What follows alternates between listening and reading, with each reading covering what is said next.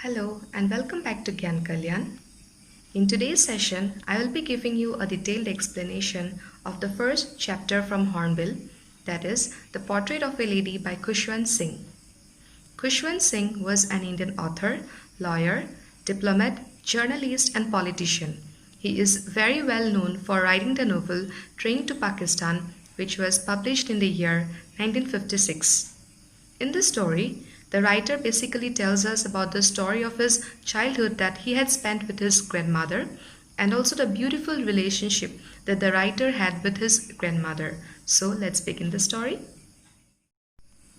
My grandmother, like everybody's grandmother, was an old woman. She had been old and wrinkled for the 20 years that I had known her. People said that she had once been young and pretty and had even had a husband, but that was hard to believe. So, whenever we come across the terms like grandfather or grandmother, the kind of images that are formed in our mind is that of a very old kind of person with wrinkled face, silver hair, and many more. Similarly, the author's grandmother was also an old woman.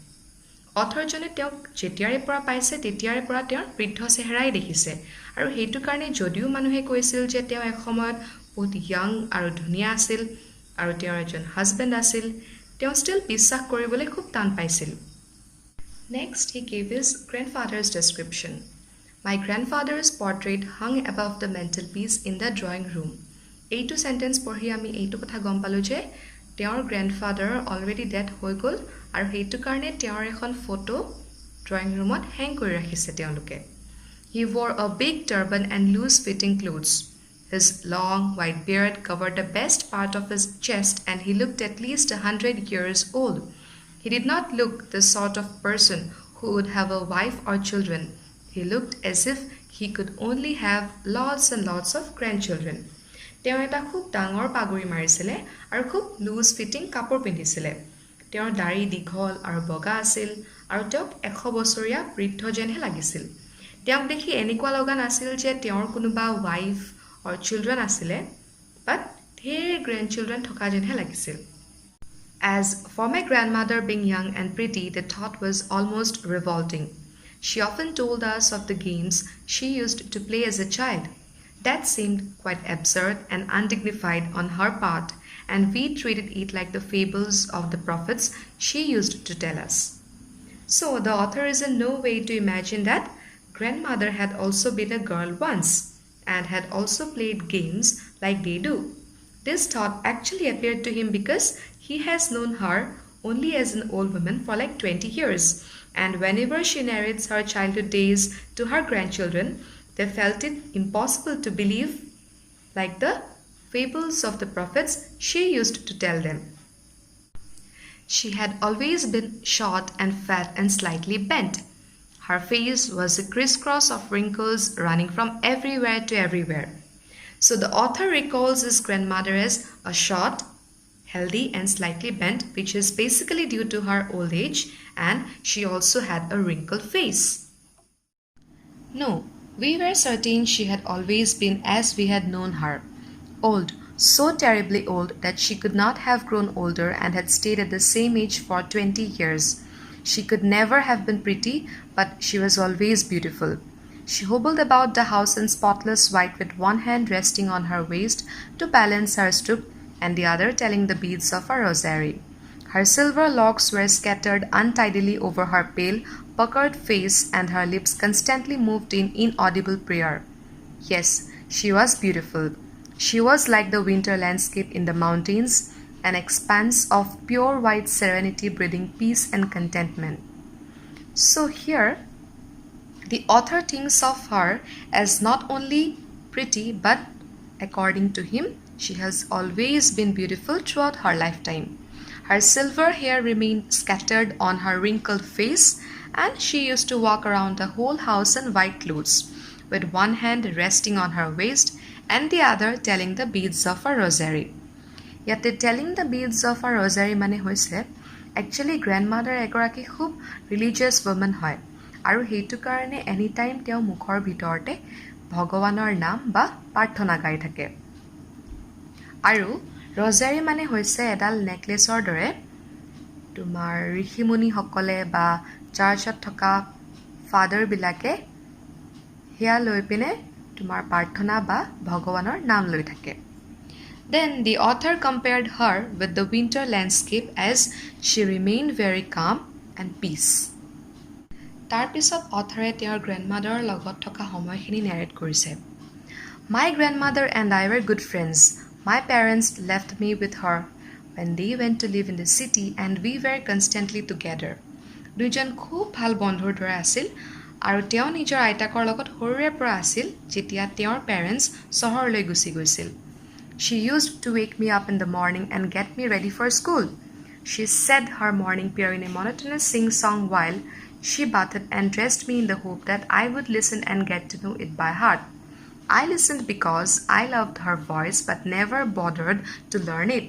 Then she would fetch my wooden slate which she had already washed and plastered with yellow chalk, a tiny earthen ink pot and a red pen. Tie them all in a bundle and hand it to me.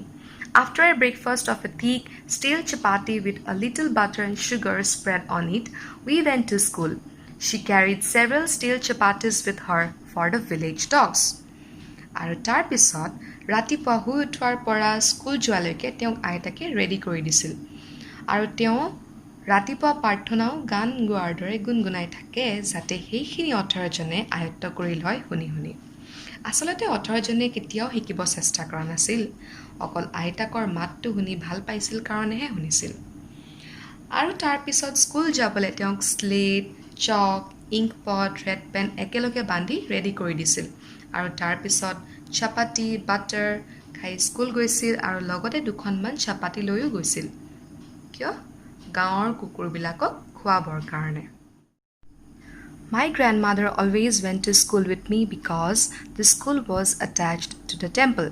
The priest taught us the alphabet and the morning prayer, while the children sat in rows on either side of the veranda, singing the alphabet or the prayer in a chorus. My grandmother sat inside reading the scriptures. When we had both finished, we would walk back together. This time, the village dogs would meet us at the temple door. They followed us to our home, growling and fighting with each other for the chapatis we threw to them. তেওঁৰ আইতাকো সদায় তেওঁৰ লগত school গৈছিল কাৰণ স্কুলখনৰ কাষতে মন্দিৰ এটাও আছিল আৰু যেতিয়া ল'ৰা ছোৱালীবিলাকে বাৰান্দাত বহি পণ্ডিতজনে শিকোৱা এলফাবেটছ আৰু প্ৰেয়াৰ গাই থাকে, আনহাতে আইতাকে ভিতৰত বহি পুথিবোৰ পঢ়ি থাকে। একেলগে দুয়ো ঘূৰি আহোঁতে গাঁৱৰ কুকুৰবিলাকক তেওঁলোকে লৈ যোৱা চাপাতিও দিছিল।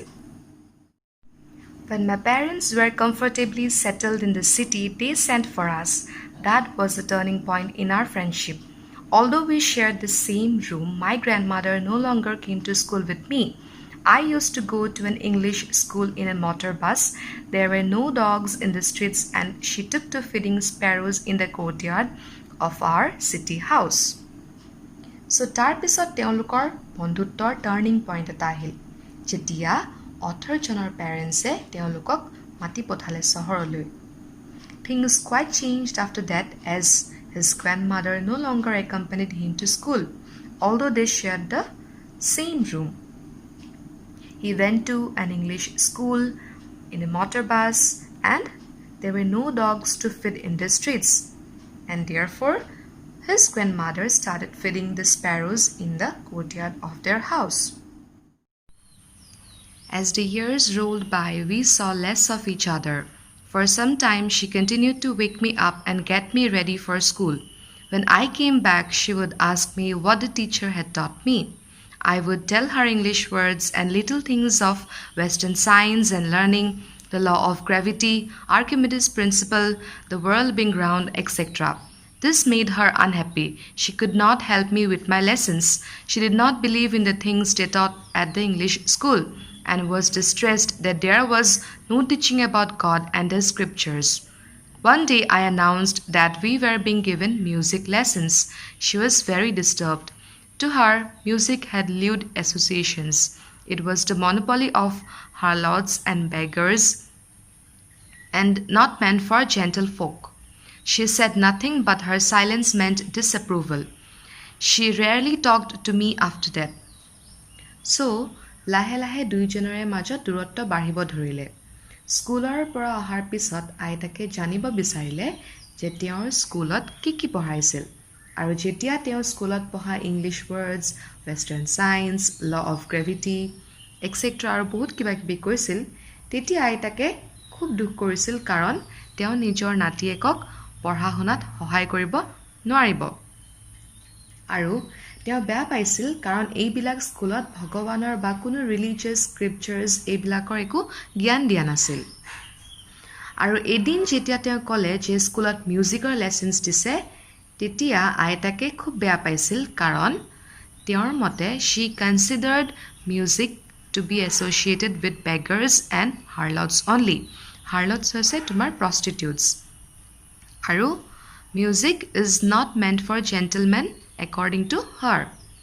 চ' তো সেইটো কাৰণে তেওঁ দুজনৰ মাজত আৰু দূৰত্ব বাঢ়ি গৈছিল আৰু দুজনৰ মাজত কথা বতৰাও কমি গৈছিল। When I went up to university, I was given a room of my own. The common link of friendship was snapped. My grandmother accepted her seclusion with resignation. She rarely left her spinning wheel to talk to anyone. From sunrise to sunset, she sat by her wheel spinning and reciting prayers. Only in the afternoon, she relaxed for a while to feed the sparrows. While she sat in the veranda breaking the bread into little bits, hundreds of little birds collected round her, creating a veritable bedlam of chirpings. Some came and perched on her legs, others on her shoulders, some even sat on her head. She smiled but never shooed them away. It used to be the happiest half hour of the day for her. University যোৱাৰ পিছত তেওঁৰ এটা separate room হ'ল আৰু তাৰ পিছৰে পৰা দুয়োজনৰ বন্ধুত্ব নাইকিয়া হৈ গ'ল। আইতাকে ৰাতিপুৱাৰে পৰা গধূলিলৈকে যঁতৰটোৰ লগতে ব্যস্ত হৈ থাকে আৰু প্ৰাৰ্থনা গাই থাকে। Only in the afternoon, she took out time to feed the sparrows. It was as if they became her new friends, and this used to be her happiest half an hour of her day. When I decided to go abroad for further studies, I was sure my grandmother would be upset. I would be away for 5 years, and at her age one could never tell. But my grandmother could. She was not even sentimental. She came to leave me at the railway station but did not talk or show any emotion. Her lips moved in prayer. Her mind was lost in prayer. Her fingers were busy telling the beads of a rosary. Silently she kissed my forehead, and when I left I cherished the moist imprint as perhaps the last sign of physical contact between us. So, অথৰজন যেতিয়া abroad গৈছিল for further studies, তেতিয়াও আইতাকে একো emotions নেদেখালে। তেওঁ ধুনীয়াকৈ তেওঁক আগবঢ়াব গ'ল, সম্পূৰ্ণৰূপে প্ৰাৰ্থনা গাই আছিল আৰু অথৰজনক বিদায় দিলে। But that was not so. After 5 years, I came back home and was met by her at the station. She did not look a day older. She still had no time for words, and while she clasped me in her arms, I could hear her reciting her prayers. Even on the first day of my arrival, her happiest moments were with her sparrows, whom she fed longer and with frivolous rebukes. আইতাকৰ বয়স দেখি তেওঁ ভয় খাইছিল যে তেওঁ নিজৰ আইতাকক শেষবাৰৰ বাবে লগ পাইছিল। কিন্তু যেতিয়া তেওঁ 5 বছৰৰ পিছত ঘূৰি আহিল, তেওঁ দেখিলে যে আইতাক একেবাৰে একেই হৈ আছিল আৰু তেতিয়াও তেওঁৰ মুখত ভগৱানৰে নাম লৈ আছিল। অথৰজনে তেতিয়া ৰিয়েলাইজ কৰিলে যে তেওঁ ইমান বছৰৰ পিছত অহাৰ পিছতো তেওঁ নিজৰ সেই সুখৰ সময়খিনি স্পেৰ'জখিনিৰ লগতে কটাইছিল আৰু তেহেঁতৰ লগতে ব্যস্ত হৈ পৰিছিল। In the evening, a change came over her. She did not pray.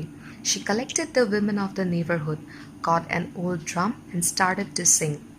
For several hours, she thumbed the sagging skins of the dilapidated drum and sang of the homecoming of warriors.